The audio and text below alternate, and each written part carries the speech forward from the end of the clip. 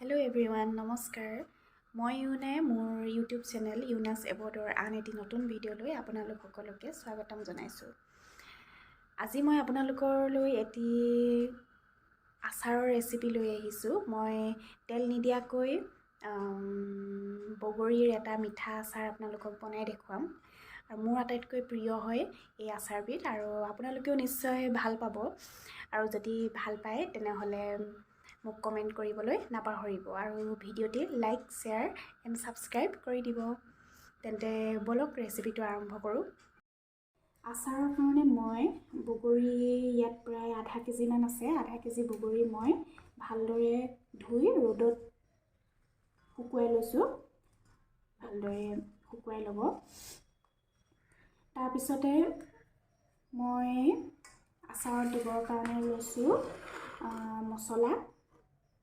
মছলা এইখিনি মই অলপ ভাজি গুড়ি কৰি ল'ম, তাৰপিছতহে ব্যৱহাৰ কৰিম, গোটাকৈ ব্যৱহাৰ নকৰোঁ।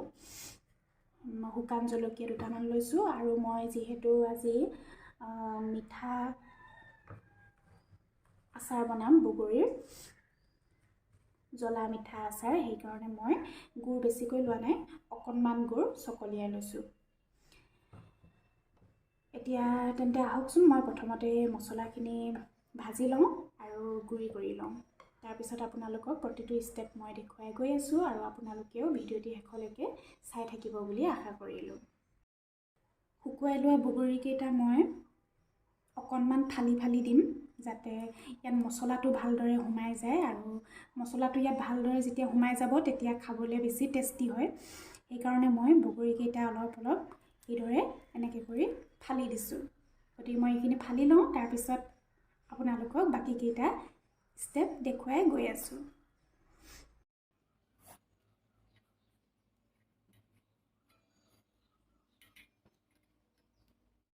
মোৰ বগৰীখিনি ফালি লোৱা হৈ গ'ল। এতিয়া তেন্তে ইয়াৰ পিছৰ ষ্টেপটোলৈ যাওঁ বলক এতিয়া মছলাখিনি ভাজি লওঁগৈ। মছলা ভাজিবৰ কাৰণে মই কেৰাহীখন ইয়াত পাতি ল'লোঁ। কম জুইত মছলাখিনি অলপ সময় ভাজিম।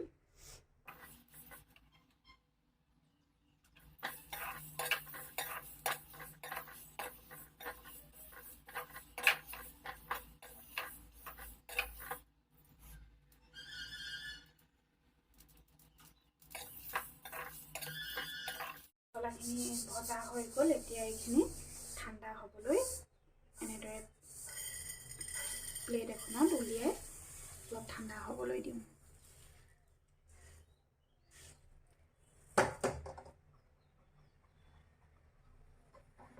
এনেদৰে প্লেট এখনত উলিয়াই লৈছোঁ।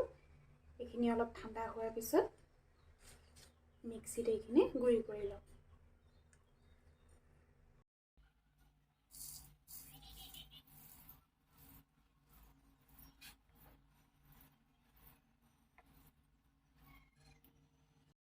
কেৰাহী এখনতে মই পানী এগিলাচ গৰম হ'বলৈ দিছোঁ।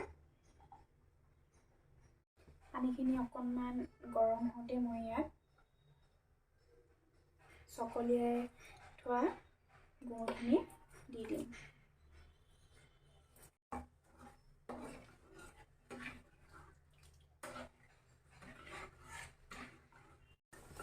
গুড়খিনি ইতিমধ্যে ধুনীয়াকৈ গলি গ'ল।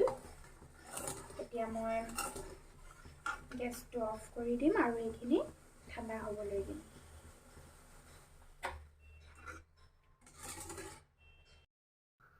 এইখিনি ঠাণ্ডা হ'বলৈ দিছিলোঁ। এতিয়া ঠাণ্ডা হৈ গ'ল। হোৱাৰ পিছত মই এইদৰে এনেকৈ কৰি এইখিনি চেকি ল'ম, কাৰণ গুড়ত বহুত লেতেৰা থাকে, সেইকাৰণে এইখিনি চেকি লৈছোঁ।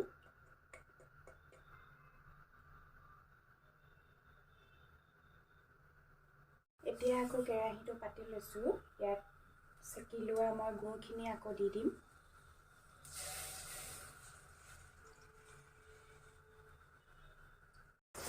এতিয়া গুড়খিনি ভালকৈ উতলিবলৈ ধৰিছে। ইয়াতে মই তেজপাত দুখিলা দি দিছোঁ। তাৰপিছতে যিখিনি মছলা মই গুড়ি কৰি লৈছিলোঁ সেই মছলাখিনি ইয়াত দি দিম।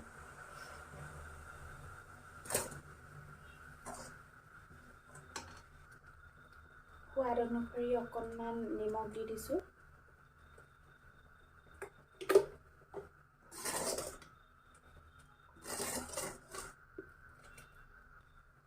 ইয়াতে এতিয়া মই বগৰীখিনি দি দিম। তাৰপিছত এইখিনি মই কমটি জুইত লৰাই থাকিম যাতে মছলাখিনি ইয়াত ভালদৰে মিহলি হৈ যায়।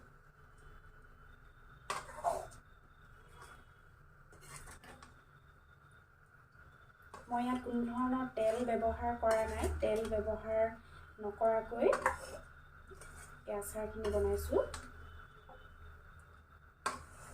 খাবলৈ বৰ ভাল লাগে, আপোনালোকে নিশ্চয় ট্ৰাই কৰিব।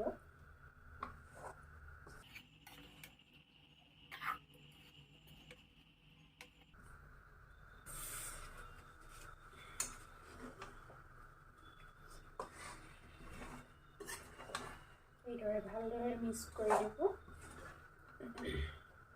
দেখিছেনে কালাৰটো চাওকচোন কি ধুনীয়া সুন্দৰ হৈছে।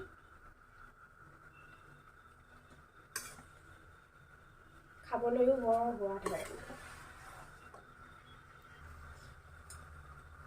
মোৰ আচাৰ ৰেডি হৈ গ'ল। এইখিনি এতিয়া মই গেছটো অফ কৰি অলপ সময় ঠাণ্ডা হ'বলৈ দিওঁ। তাৰপিছত মই এইখিনি বটলত ভৰাই থ'ম।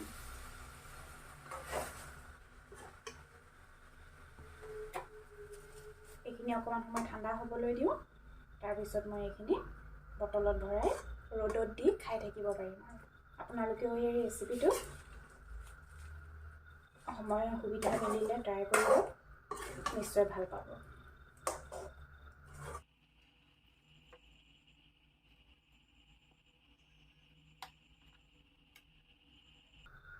দেখিছেনে কিমান ধুনীয়া হৈছে।